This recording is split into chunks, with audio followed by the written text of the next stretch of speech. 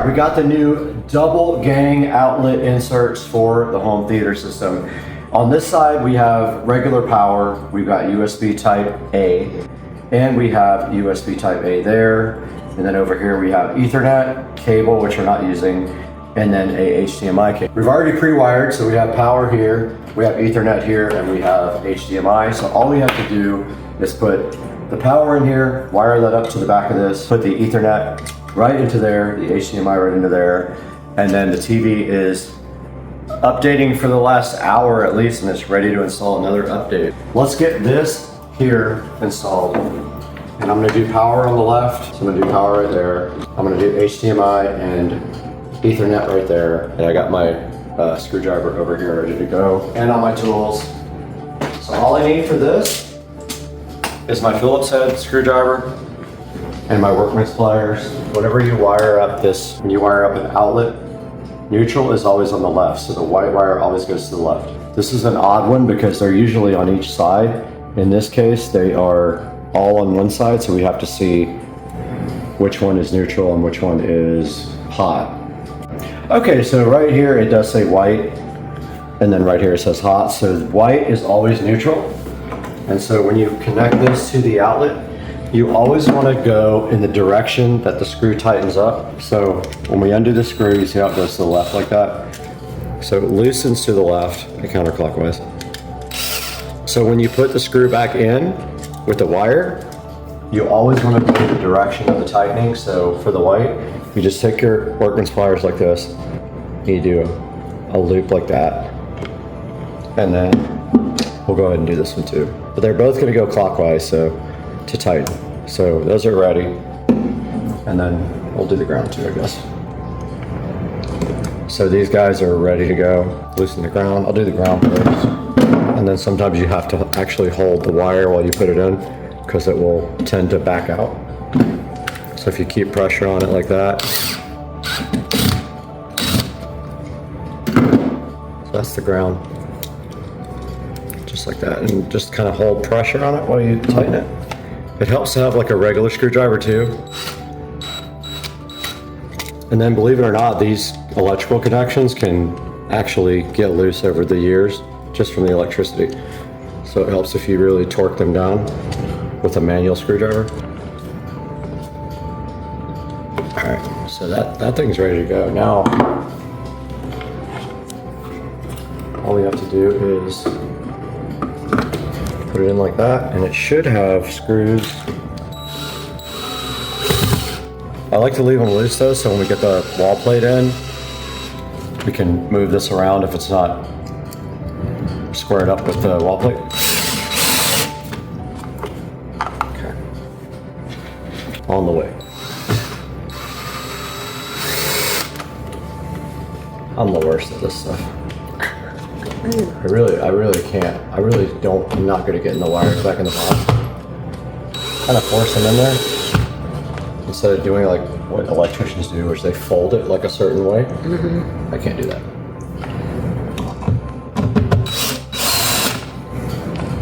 All right, now we got to get both of these straight to put the faceplate on. So we're going to loosen this up a little bit so we can go left to right.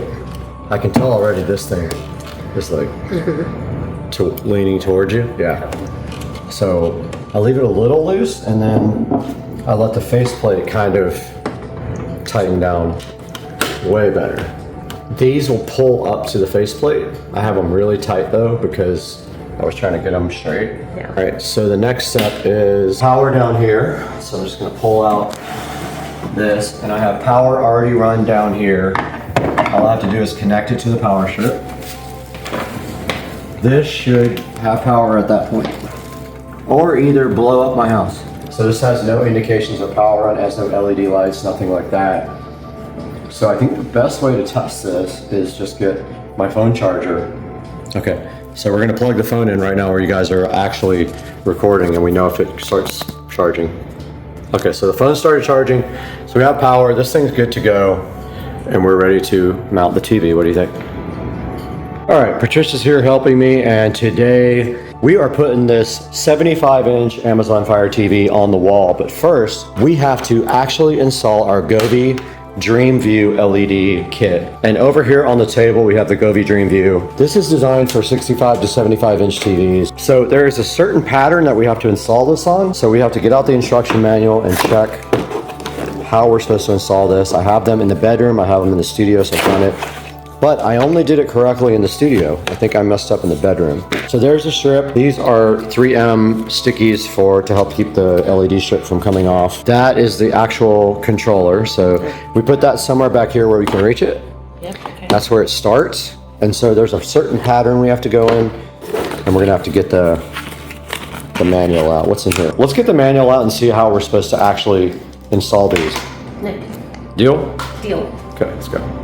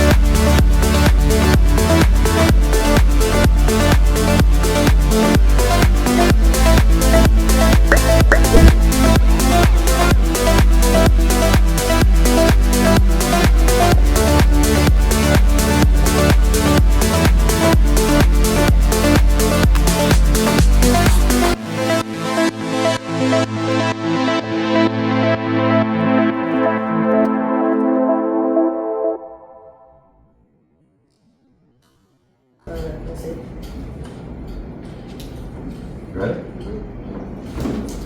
Tell me when I'm close. We're close. My side is on. Mine on? No, back. Go back some. Mine on? You look like you were. Mine on now? I can't see it over there. Hold on. Don't move. We gotta go all the way your way too, by the way. Yeah, there we go. That's it. That's it? No cords. That's kind of money right there.